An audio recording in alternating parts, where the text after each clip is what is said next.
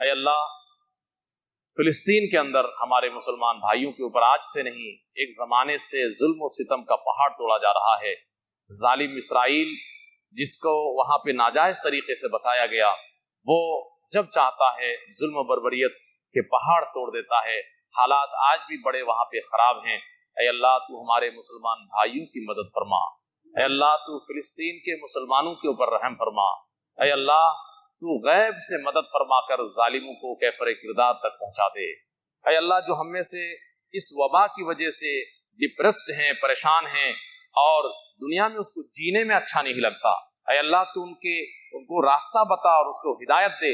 اے اللہ تیری راہ میں وہ جہاد کر کے تیری راہ میں قربان ہو جائیں. اے اللہ فلسطین کے بھائیوں کے ساتھ جا کر کے وہ جہاد میں شریک ہو جائے. اے اللہ ظالموں کے خلاف وہ جا کر کے کھڑا ہو جائے اور اس دنیا سے بڑے اچھے طریقے سے تجھ سے جا کر کے ملے. اے اللہ جو لوگ بھی ظالموں کے شکار ہو رہے ہیں ہمارے مسلمان بھائی، بڑے بچے نوجوان مرد عورت، اے اللہ تو ان سب کو جنت الفردوس میں جگہ عنایت فرما. اے اللہ تو مسلمانوں کے اوپر رحم نازل فرما.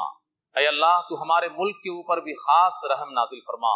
جو لوگ بھی ہمارے ملک کو چوس رہے ہیں، لوٹ رہے ہیں اور اسے برباد کر رہے ہیں اور اس کے بدخواہ ہیں، امن و امان کی فضا کو برباد کرتے ہیں، جو انسانیت کے دشمن ہیں، مانوتا کے دشمن ہیں، اے اللہ تو ان سب کا خاتمہ کر دے، ان سب کو نیست و نابود کر دے.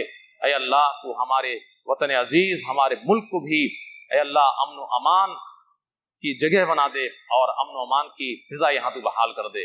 اے اللہ جو لوگ گزر چکے ہیں اے اللہ تو ان سب کی قبروں کو کشادہ کر دے، نور سے بھر دے.